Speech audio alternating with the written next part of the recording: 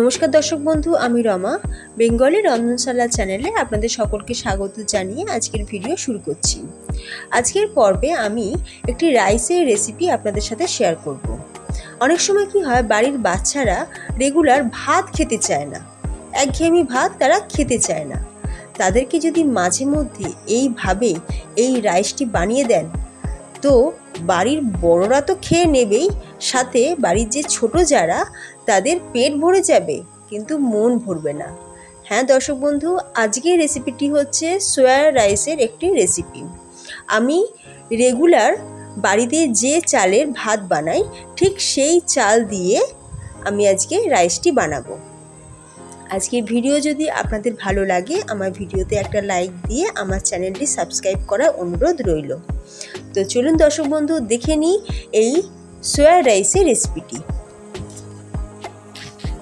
সোয়া rice বানানোর জন্য আমি এখানে 2 কাপ সোয়া বড়িকে গরম জলে অল্প একটু লবণ দিয়ে আমি 15 থেকে 20 মিনিট ভিজিয়ে রেখেছিলাম। আর এখন আমি এগুলোকে ভালো করে চিপে জলটাকে বার করে নিয়েছি। সয়াবিনগুলো এইরকম ভাবে আমি নিয়ে নিয়েছি। এবার আমি এগুলোকে ভেজে নেব। গ্যাসের ওপর কড়াই বসিয়ে দিয়েছি। এবার দিয়ে দিচ্ছি তেল। তেলটা গরম হয়ে গেছে, দিয়ে দিচ্ছি সোয়া বড়ি।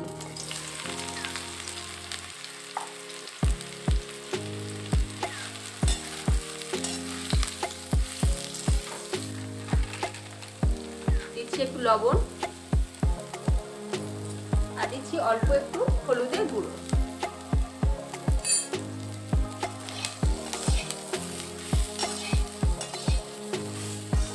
বেশি ভাজবো না, হালকা একটু ভেজে নেব।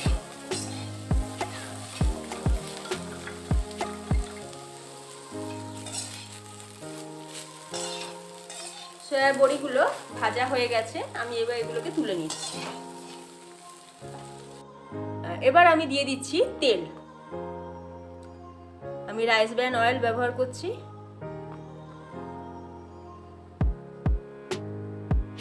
তেলটা গরম হয়ে গেছে, এবার দিয়ে দিচ্ছি গোটা জিরে। 1 চামচ মতন গোটা জিরে দিলাম।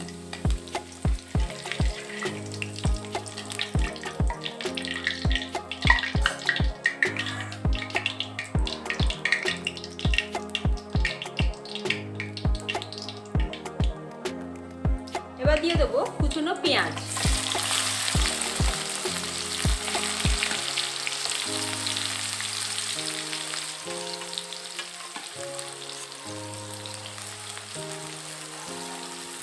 আমি 3টে মিডিয়াম সাইজের পেঁয়াজ এইভাবে ছোট ছোট কুচি করে রেখেছিলাম, সেটা দিয়ে দিলাম। পেঁয়াজটাকে আমি একটু ভালো করে ভেজে নেব। এবার দিয়ে দিচ্ছি থেতো করা রসুন।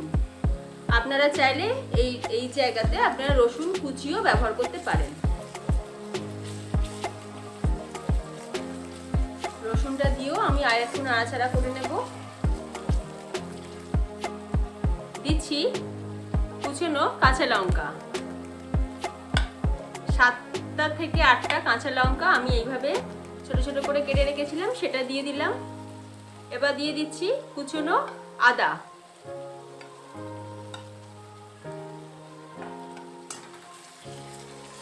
এগুলোকেও আমি খুব ভালো করে একটু ভাজা ভাজা করে নেব।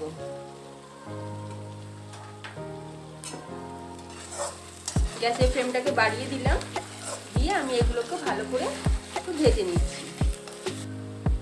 এবার দিয়ে দেবো লাল, হলুদ, সবুজ 3 রকমের ক্যাপসিকাম।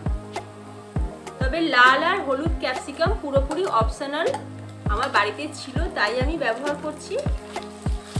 আপনারা শুধু সবুজ ক্যাপসিকাম যেটা সেটা ব্যবহার করে ওই সোয়া রাইসটি বানাতে পারেন। দিয়ে দিচ্ছি অল্প একটু হলুদ ক্যাপসিকাম আর দিয়ে দিচ্ছি অল্প একটু লাল ক্যাপসিকাম।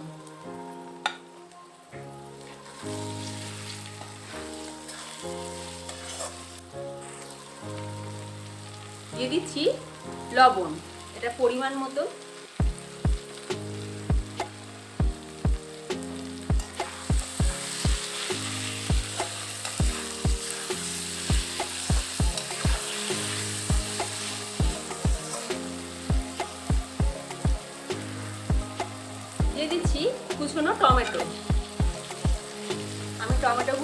এরকম লম্বা করে কেটেছি, কারণ আমি লাল ক্যাপসিকাম যেটা সেটাকে চৌকো করে কেটেছিলাম বলে টমেটোগুলোকে একটু লম্বা করে কেটেছি।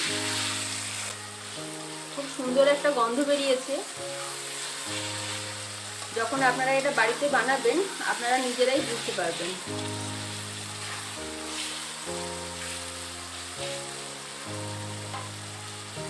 এখন দিয়ে দেবো ভেজে রাখা সয়া বড়ি।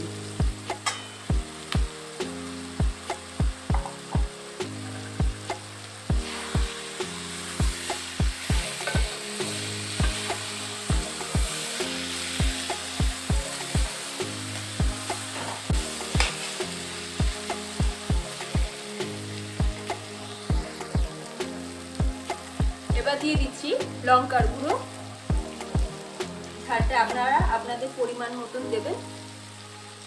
আর দিচ্ছি হলুদের গুঁড়ো 1 চামচ।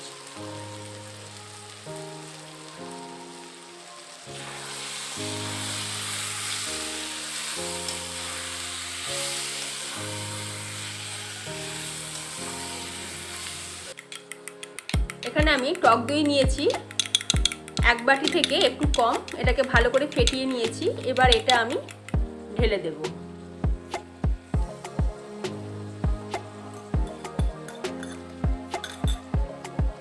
দিয়ে আমি খুব ভালো করে মিশিয়ে দিচ্ছি। গ্যাসের ফ্লেমটাকে মিডিয়ামে রাখতে হবে।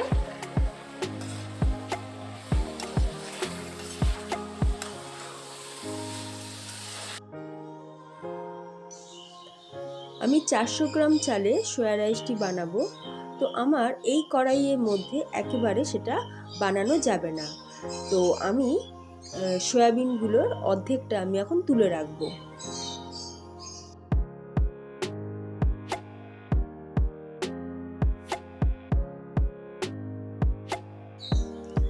এখন দিয়ে দিচ্ছি আগে থেকে তৈরি করে রাখা ভাত।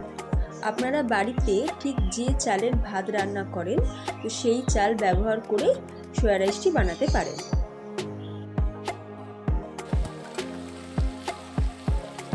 আমি এটাকে খুব ভালো করে এই ভাতের সাথে সয়া বড়িগুলোকে খুব ভালো করে মিশিয়ে দেব।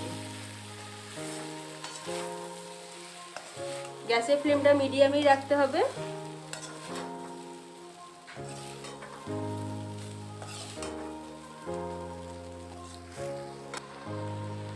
দিয়ে দিচ্ছি রোস্টেড জিরে আর ধনে গুঁড়ো 1 চামচ।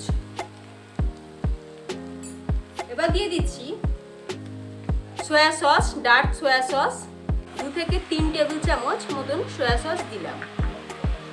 দিয়ে এটাকে আমি খুব ভালো করে এবার মিশিয়ে দেব।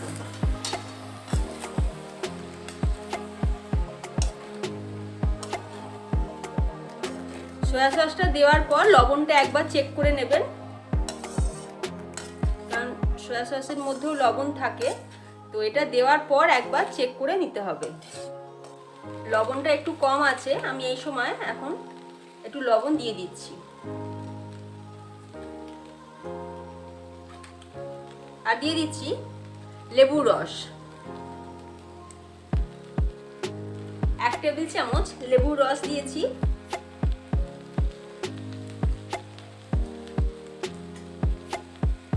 দিয়ে এটাকে খুব ভালো করে একটু মিশিয়ে দিচ্ছি। লেবুর রস দিয়ে দিয়েছি যখন, এটাকে আমি আর বেশিক্ষণ এটা নাড়া যাবে না। গ্যাসের ফ্লেমটাকে আমি অফ করে দেব। এটাকে ভালো করে একটু মিশিয়ে দিলাম। আর দিয়ে দিচ্ছি ওপর থেকে একটু কুচনো ধনেপাতা।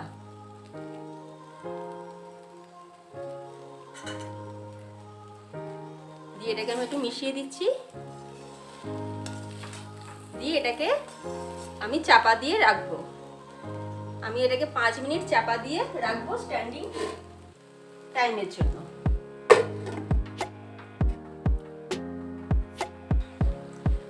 আমি বাকি অর্ধেক যে ভাতটা রেখেছিলাম আর বাকি অর্ধেক যে সয়াবিনের যে সবজিটা রেখেছিলাম সেটা আমি তৈরি করে নিয়ে দুটোকেই আমি একসাথে মিশিয়ে দিয়েছি। এবার এটাতে আজিনামতো ব্যবহার করা যায়, যেহেতু আমি এটাকে আনহেলদি বানাবো না তাই আমি আজিনামতোটা দিচ্ছি না। তবে আপনারা যদি মনে করেন আপনারা চাইলে এটাতে আজিনামতো ব্যবহার করতে পারেন। এটাকে আমি চাপা দিয়ে দিচ্ছি 2 মিনিটের জন্য। এটাকে সার্ভিং প্লেটের মধ্যে তুলে আপনাদের দেখাচ্ছি।